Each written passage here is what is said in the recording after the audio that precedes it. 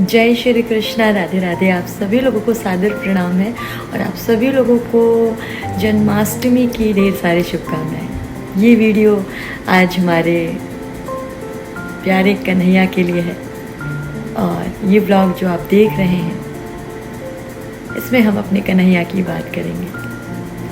तो आइए मैं मिलाती हूँ अपने प्यारे भैया से।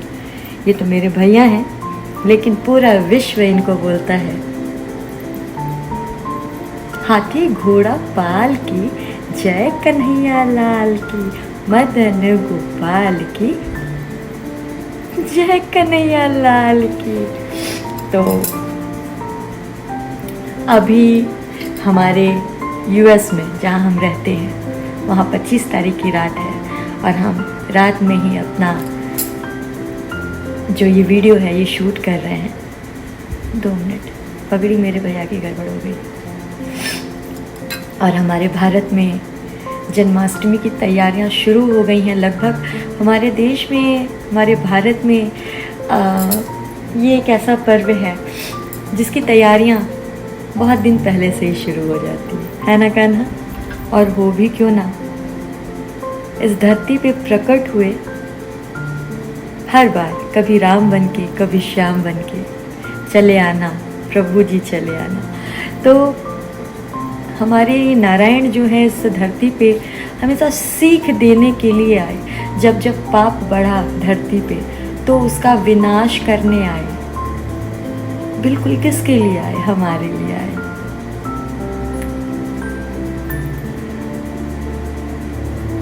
और हम हर साल अपने कान्हा का जन्मोत्सव मनाते हैं, लेकिन उसके साथ हमें अपने बच्चों को, हमें अपने लोगों को, हमें अपने विश्व में यह फैलाना होगा कि सिर्फ जन्मोत्सव मनाने से कुछ नहीं होता, बल्कि प्रभु द्वारा दिए गए जो मार्ग बताए गए हैं, अगर हम उनका अनुसरण करेंगे, उस पथ पे चलेंगे, तो ही हमारा जीवन, हमारी भक्ति कामयाब है। अन्यथा हम हर साल जन्मोत्सव मनाएंगे, हर साल जन्मोत्सव मनाएंगे,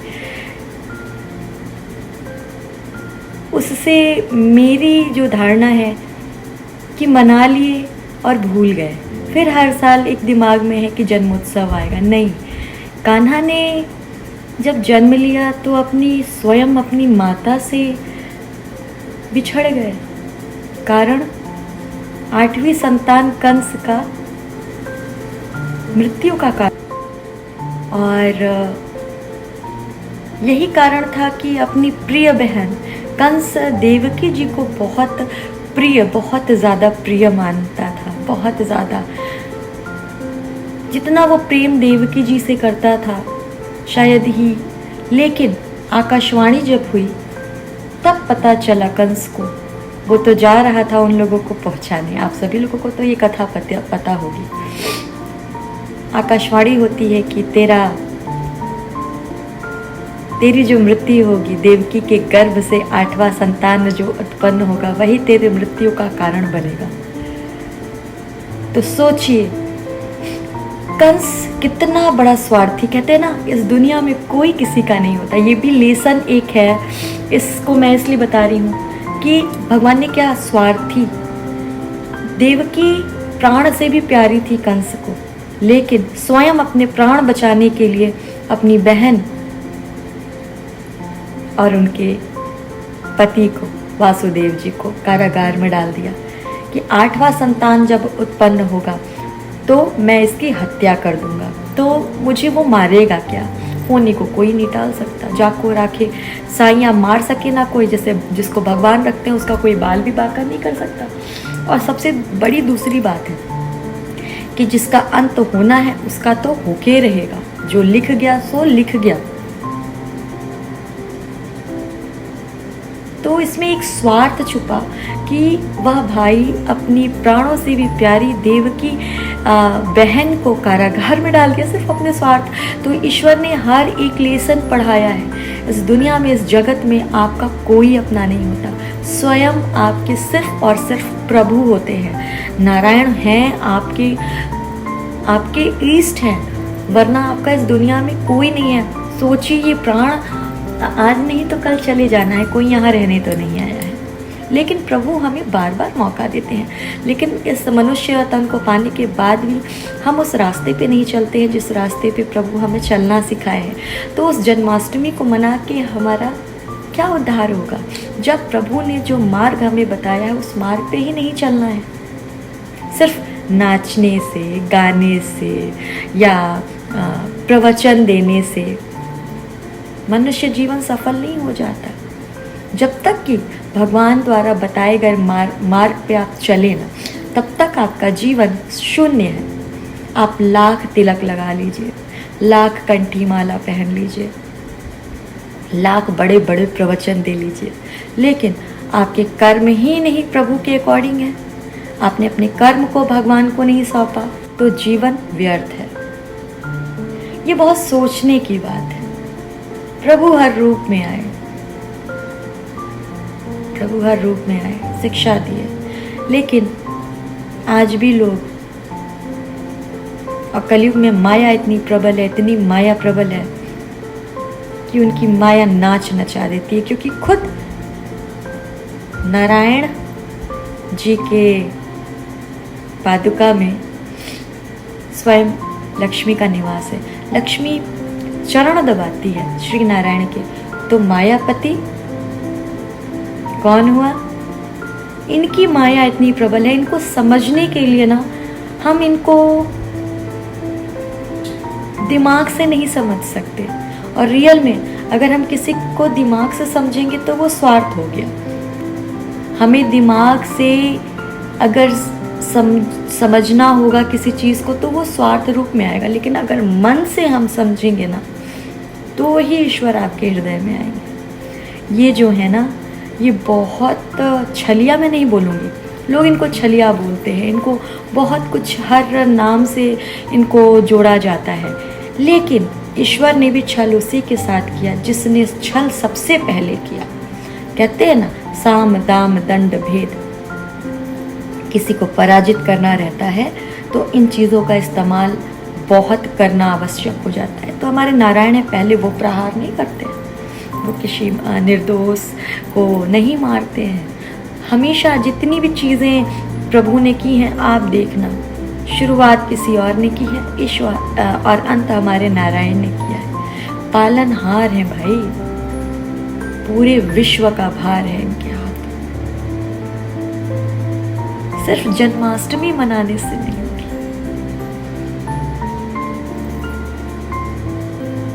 अगर जन्माष्टमी मनानी है तो सबसे बड़ी चीज़ की हमारा जीवन सफल हो जाए। हम ये व्रत कर लें, हम वो व्रत कर लें, लेकिन हमारे कर्म ही नहीं प्रभु के चरणों में है, तो हमारा उद्धार कैसे होगा? ये भी सुन रहे होंगे और ये कह रहे होंगे क्योंकि ये स्वयं मैं नहीं बोल रही हूँ, मैं स्वयं ये कह रही हूँ। ये जो मेरे शब्द निकल रहे हैं, मेरे वाक्य निकल रहे हैं, ये स्वयं मैं नहीं बोल रही हूँ, ये तो यही बुलवा रहे हैं। क्योंकि इतनी बड़ी बात मैं कैसे बोल सकती हूँ भाई, और वो भी फटाफट, है ना?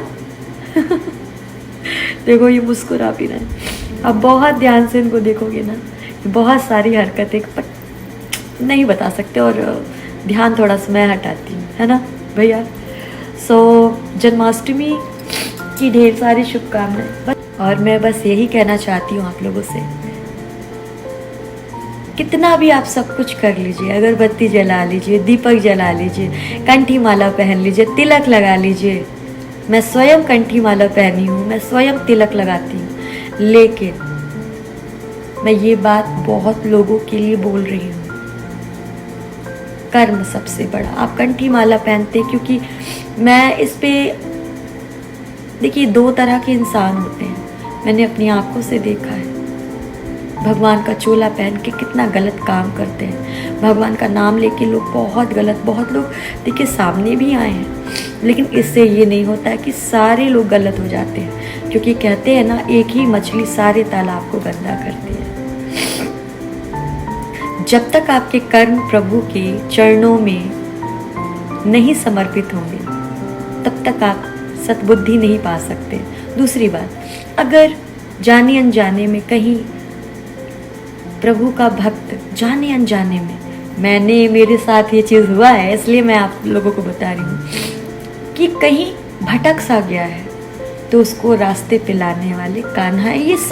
क्योंकि भक्त कभी गलत नहीं होता है, उसके अंदर मिसअंडरस्टैंडिंग होती है। ये अभी कुछ दिन पहले मेरे लाइफ में, जीवन में हुआ है।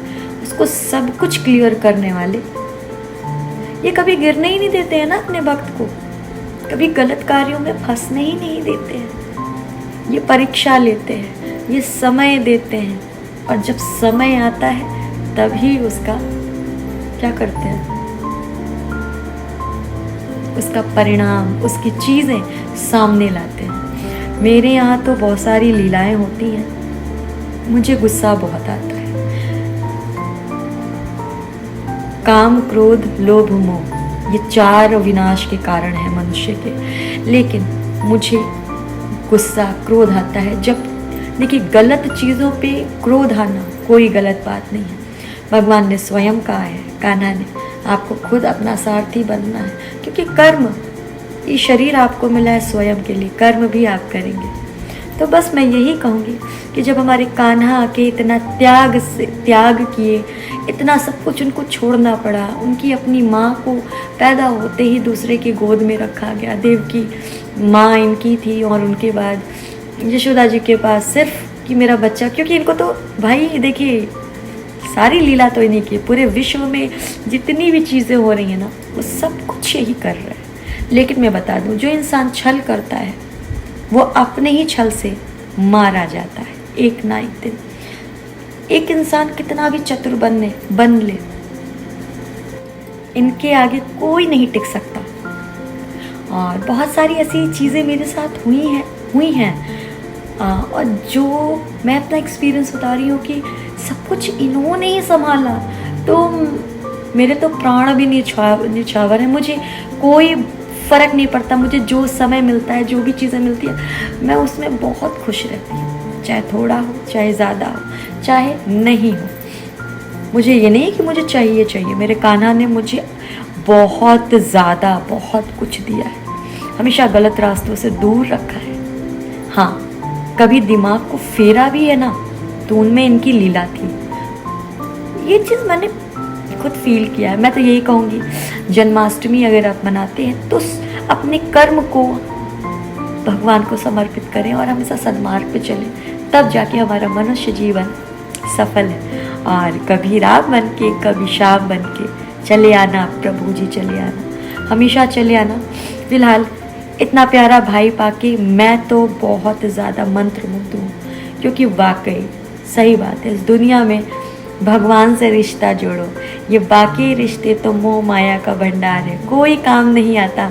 सिर्फ और सिर्फ जब आपका जन्म होता है उसके पहले भी ये रहते हैं, और जब मृत्यु होती है तो भी ये रहते हैं, मृत्यु के बाद भी यही रहते हैं। लेकिन जब तक हम उस पथ पे नहीं चलेंगे, जब तक हम प्रभु के मार्ग दिखाए हुए मार्ग पे नहीं चलेंगे, तब तक हमारा जीवन असफल है, तब तक हम 84 लाख योनियाँ भटकते रहेंगे, है ना भैया। तो मेरा कान्हा सबसे प्यारा। और कल हम लाइव आएंगे, यहाँ तो 25 है, अभी ये वीडियो आप लोगों को मिलेगी। यहाँ पर रात है, मैं रात को ही शूट कर रही हूँ आज। और टाइम नहीं मिलता मेरे लाला का। अरे भाई, जन्मदिन है तो एक बहन कैसे सो सकती है? कैसे सो सकती है? नहीं ना।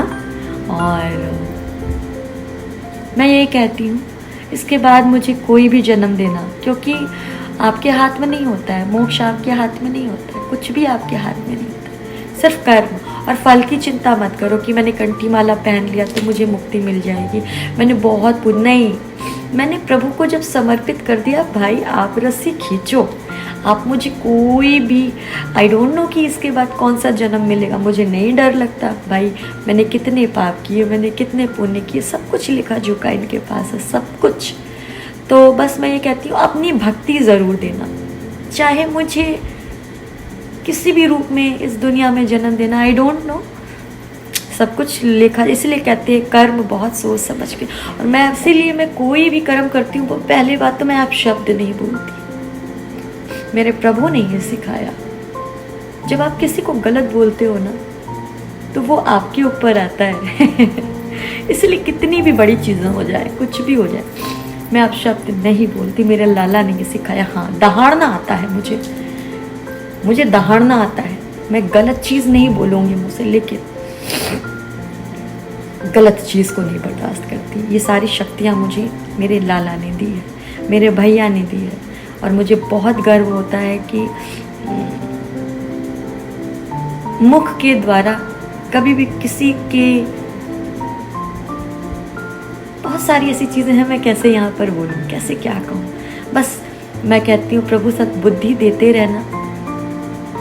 कभी कुछ चीज़ें दिमाग में अगर गलत रूप से चले तो उसको क्लियर करना, क्योंकि सारे कर्म अगर इनके चरणों में है ना, तो आपका कोई बाल भी बांका नहीं उखाड़ सकता, और ना ही आपका कुछ कोई गलत कर सकता है, क्योंकि स्वयं यह सब कुछ सही कर देते हैं। तो जन्मदिन मनाइए धूमधाम से, लेकिन मैं कहती हूँ ना, सिर्फ एक दिन खुशी मनाने से नहीं, हर दिन अपने कर्मों को प्रभु के चरणों में समर्पित करिए, तभी जीवन सफल है।